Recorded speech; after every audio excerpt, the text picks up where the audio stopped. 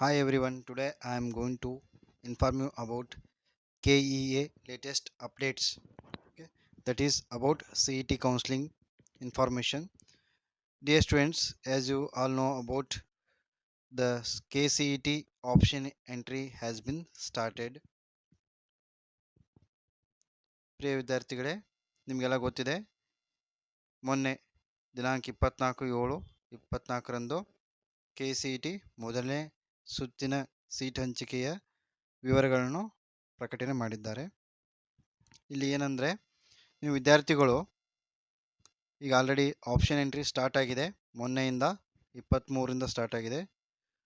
23/7/2024 ಸಾಯಂಕಾಲದಿಂದ option entry portal ತೆರೆಯಲಾಗಿದೆ. ಅಭ್ಯರ್ಥಿಗಳು ಆದ್ಯತಾ ಕ್ರಮದಲ್ಲಿ ಇಚ್ಛೆ ಆಯ್ಕೆಗಳನ್ನು ದಾಖಲಿಸಬಹುದು. ಆಪ್ಷನ್ಸ್ಗಳನ್ನು ದಾಖಲಿಸಲು 7 ದಿನಗಳ ಕಾಲಾವಕಾಶವನ್ನು ನೀಡಲಾಗಿದೆ. ನಿಮಗೆ ಟೋಟಲ್ ಆಗಿ 7 ಡೇಸ್ ಟೈಮ್ ಇರ್ತದೆ. ಅದರಲ್ಲಿ ನೀವು ಫಸ್ಟ್ 3 ದಿನ ನಿಮಗೆ ನೀವು ಎಂಟ್ರಿ ಮಾಡಬೇಕು. ನಿಮ್ಗೆ ಯಾವುದು ಕಾಲೇಜ್ ಪ್ರಿಫರೆನ್ಸ್ ಇದೆ, ನಿಮ್ಗೆ ಯಾವುದು ಕಾಲೇಜ್ನಲ್ಲಿ ಯಾವ ಬ್ರಾಂಚ್ ತೊಗೊಳಿಕ್ಕೆ ಲೈಕ್ ಇದೆ, ಕಾಲೇಜ್ ನೇಮ್ಸ್ ಇರ್ಬೋದು, ಅವುಗಳನ್ನ ನೀವು ಎಂಟ್ರಿ ಮಾಡಬೇಕು. ಎಂಟ್ರಿ ಮಾಡಿದ ಮೇಲೆ ಏನು ಮಾಡ್ತಾರೆ, ವೆಬ್ಸೈಟ್ನವರು KEAದವರು ಟೆಂಪ್ರರಿ ಒಂದು ಲಿಸ್ಟನ್ನು ಬಿಡ್ತಾರೆ. ಮಾಕ್ ಸೀಟ್ ಅಲಾಟ್ಮೆಂಟ್ ಅಂತ ಕರೀತಾರೆ. ಅದಕ್ಕೆ 3 ದಿನ ನೀವು ಎಂಟ್ರಿ ಮಾಡಿದ 3 ದಿನಕ್ಕೆ ಬಿಡ್ತಾರೆ ಅವರು.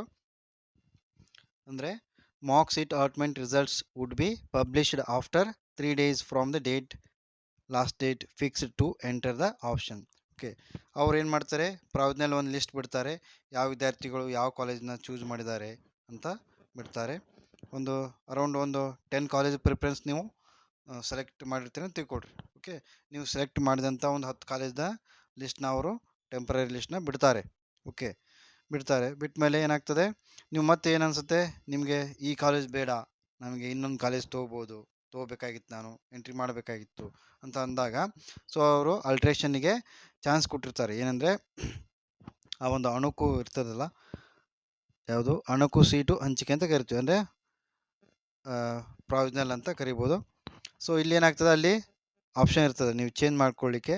ಸೊ ನೀವೇನು ಮಾಡಬೇಕು, ಆಮೇಲೆ ಅವರು ಪಬ್ಲಿಷ್ ಮಾಡಿದ ಮೇಲೆ after publication of mock result 3 days of the time will be given to add or alter or rearrange or delete the option.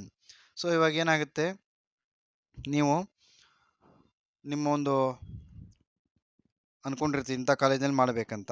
Okay, ನೀವು ಅಥವಾ ಎಂಟ್ರಿ ಮಾಡ್ಬೇಕಾದ್ರೆ ಬೇರೆ ಕಾಲೇಜ್ ಎಂಟ್ರಿ ಮಾಡಿರ್ತೀರಿ, ಅಥವಾ ಎಂಟ್ರಿ ಮಾಡಿದ ಮೇಲೆ ಇಲ್ಲ ನಾ ಈ ಕಾಲೇಜ್ ತೊಗೋಬಾರಿತ್ತು, ಬೇರೆ ಕಾಲೇಜ್ ತೊಗೋಬೇಕಾಗಿತ್ತು ಅಂತ ಅನಿಸುತ್ತೆ. ಸೊ ಹಾಗಿದ್ದಾಗ ನೀವೇನು ಮಾಡ್ಬೋದು, ಅಲ್ಲಿ ಚೇಂಜಸ್ ಮಾಡಲಿಕ್ಕೆ ಅವಕಾಶ ಕೊಟ್ಟಿರ್ತಾರೆ KEAದವರು. ಸೊ ಅವಾಗ ಇಲ್ಲಿ ನೋಡ್ಬೋದು ನೀವು, ಅಣಕು ಸೀಟು ಹಂಚಿಕೆಯ ಫಲಿತಾಂಶ ಪ್ರಕಟಣೆ ನಂತರ ಇಚ್ಛೆ ಆಯ್ಕೆಗಳನ್ನು ಸೇರಿಸಲು, ಅಳಿಸಲು, ಬದಲಾಯಿಸಲು, ಮಾರ್ಪಡಿಸಲು 3 ದಿನಗಳ ಅವಕಾಶ ಇರ್ತದೆ. ಓಕೆ, ಸೊ ಅದಾದಮೇಲೆ ಏನಾಗ್ತದೆ, ಮತ್ತು ರಿಯಲ್ ರಿಸಲ್ಟ್ ಅಂತ ಬಿಡ್ತಾರೆ. ಅಂದ್ರೆ ನೀವು ಏನು ಅಲ್ಟ್ರೇಷನ್ ಮಾಡ್ತೀರಾ ಅದಕ್ಕೊಂದು 3 ದಿನ ಅವಕಾಶ ಇರ್ತದೆ. ಅದಾದಮೇಲೆ ಮತ್ತೆ ನೀವು ಅವ್ರು ಏನು ಮಾಡ್ತಾರೆ, ಫೈನಲ್ ಆಗಿ ಲಿಸ್ಟ್ ಬಿಡ್ತಾರೆ.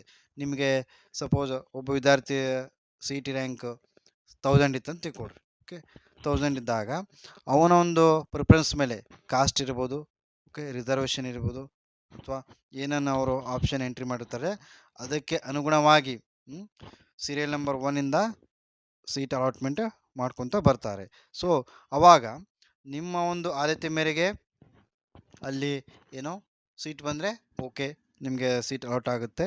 ಇಲ್ಲಪ್ಪ ಬಂದಿಲ್ಲ ಅಂದರೆ ನಿಮಗಿಂತ ಮೇಲ್ಗಡೆ ಇದ್ದವರು, ಅಂದರೆ 999 ರ್ಯಾಂಕ್ ಇದ್ದವ್ರಿಗೆ ಸಿಕ್ತಂದರೆ, ನಿಮ್ಮದು ಸಿಕ್ಕಿಲ್ಲ ಅಂದರೆ ನಿಮ್ದು ಏನಾಗ್ತದೆ, ಆವಾಗ ನೆಕ್ಸ್ಟ್ ರೌಂಡ್ಗೆ ಬೀಳ್ತದೆ.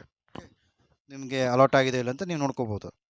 ನೋಡಿ ಇಲ್ಲಿ ಏನಿದೆ, after 3 days of the above activity first round seat allotment result would be published in the website. Okay, ಆಮೇಲೆ ನೋಡ್ಬೋದು, ಈ ಮೇಲಿನ ಪ್ರಕ್ರಿಯೆ ಮುಕ್ತಾಯವಾದ 3 ದಿನಗಳ ನಂತರ ಮೊದಲನೇ ಸುತ್ತಿನ ಸೀಟ್ ಹಂಚಿಕೆ ಫಲಿತಾಂಶವನ್ನು ಪ್ರಕಟಿಸಲಾಗುವುದು. ಸೊ ಏನು ಮಾಡ್ತಾರೆ, ನಿಮಗೆ ಸೀಟ್ ಇಂಥ ಕಾಲೇಜು ಇಂಥ ಪ್ರಿಫರೆನ್ಸ್ ಕೊಟ್ಟಿರ್ತೀರಿ, ಯಾವುದೇ CS ಇರ್ಬೋದು, IS ಇರ್ಬೋದು, ENC ಇರ್ಬೋದು, ಅವರು ಸ್ಟಾರ್ಟಿಂಗ್ ಫಸ್ಟ್ ರ್ಯಾಂಕಿಂದ ಅಲಾಟ್ ಮಾಡ್ತಾ ಬರ್ತಾರೆ. ಓಕೆ, ನಿಮಗೆ ಸಿಕ್ಕಿದೆ ಇಲ್ಲೋ ಅಂತ ಈ ಒಂದು ಲಿಸ್ಟಲ್ಲಿ ಫೈನಲ್ ಲಿಸ್ಟ್ ಬಿಡ್ತಾರೆ. ಸೊ ಅದರಲ್ಲಿ ನಿಮಗೆ ಗೊತ್ತಾಗ್ತದೆ ಆ ಕಾಲೇಜು ಸಿಕ್ಕಿದೆ ಇಲ್ಲೋ ಅಂತ. ಅಥವಾ ಸೆಲೆಕ್ಟೆಡ್ ಬ್ರಾಂಚ್ ಸಿಕ್ಕಿದೆ ಇಲ್ಲ ಅಂತ ಗೊತ್ತಾಗ್ತದೆ. ಅದನ್ನು ನೋಡ್ಕೊಂಡು ನೀವು ಸಿಕ್ಕರೆ ಓಕೆ, ನೀವು ಅಲ್ಲಿ ರಿಪೋರ್ಟ್ ಮಾಡ್ಕೋಬೋದು. ಸಿಕ್ಕಿಲ್ಲ ಅಂದರೆ you have to wait for the second round. Okay, ಈ ರೀತಿ ಕೆ ಇ ಎದವರು ತಿಳಿಸಿದ್ದಾರೆ. Okay, thank you.